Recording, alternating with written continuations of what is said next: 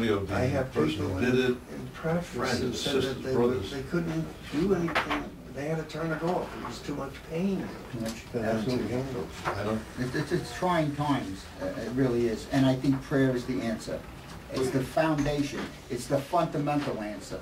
Well, Tony, there's no question about this, but the big question is how do you, Just well, like you you may, I'm Just- concentrating on the schools, but you're talking Just about. pray and put it in the general. hands of Jesus and let him do the work.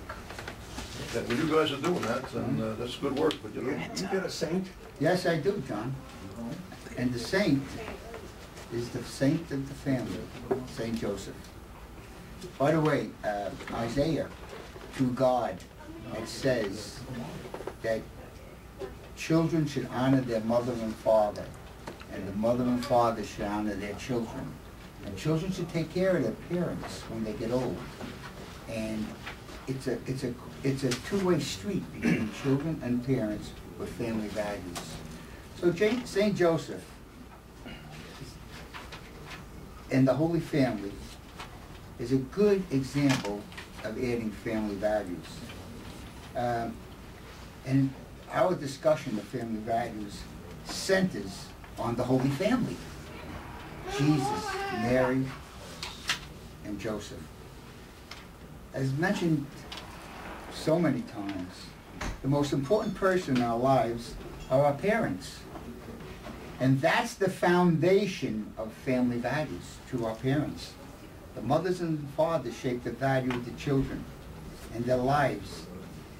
These children were entrusted by God to their parents. And so it's a duty of all parents to instill family values and to bring them closer to God. Well, anyway, let's talk a little about St. Joe. Everything we know about the husband of Mary and the foster father of Jesus comes from scriptures, all in scriptures. And there were only 3 scriptures, I think, that depict St. Joseph and his war and his life with Jesus and Mary. We know he was a carpenter. He was humble. He was a loving husband and a devoted father to his foster child.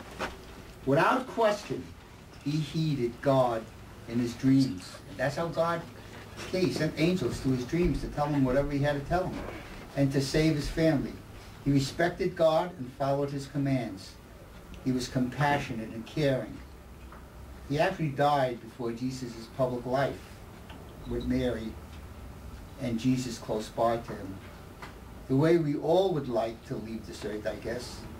He's the patron of the universal church, carpenters, fathers, and families and family values. Poor Joseph. Must have been a confusing situation for him. He was just about to marry Mary when he discovered that Mary was pregnant. But he knew he was not the father of the baby.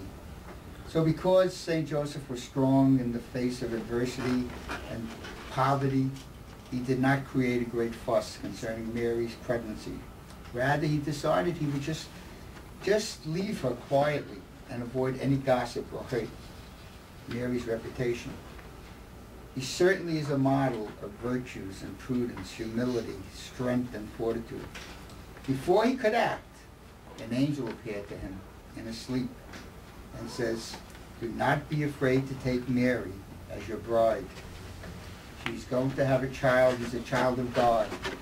You will name him Jesus, and he will save people from their sins." Although it was difficult for him to understand what was going on, he accepted God's will and decided to have Mary. Even though Joseph is silent in Scripture, his actions speak to us more clearly than any recorded words. Just as Joseph resigned his own will to the will of God, so a good father walks in the path as God sets it out for him. And that's what God does for all us parents, sets the path out for us to instill family values. The greatest gift any father can give to his children is lifelong fidelity to his marriage. Children learn about love through the mother and father's affection. They learn about prayer. They learn about honoring their mother and father. They learn about forgiveness and integrity.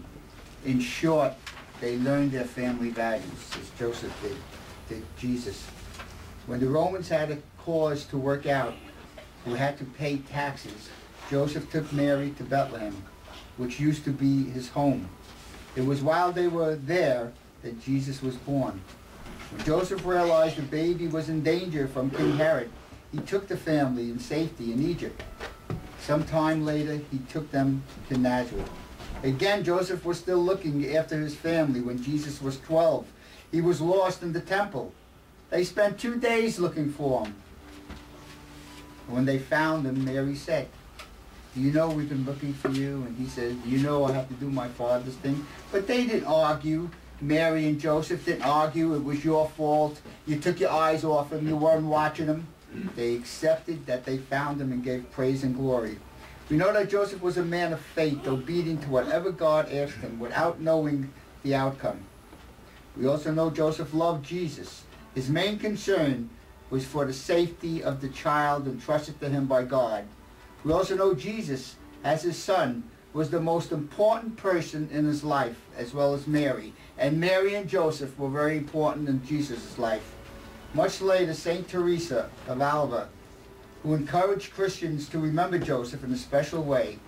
And so as late as 1933, the Pope started a new festival on May 1st each year for Joseph the Worker and the Father of Christ. Joseph is now the patron of the Universal Church, fathers, workers, social justice, and family values. We celebrate 2 feast days for Joseph. He's so important. March the 19th and May the 1st for Joseph the Worker.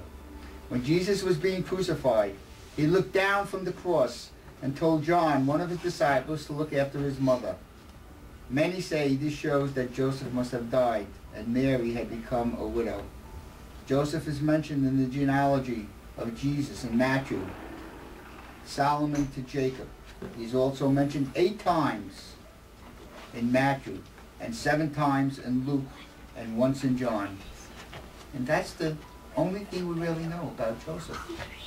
We're not even sure when or how he died. I have a question for you. Yes, please. You told us about St. Joseph. What is he doing about the problem that we're facing in our world today? How is he going to get involved? He's dead. Come on, he's dead. He's looking upon us.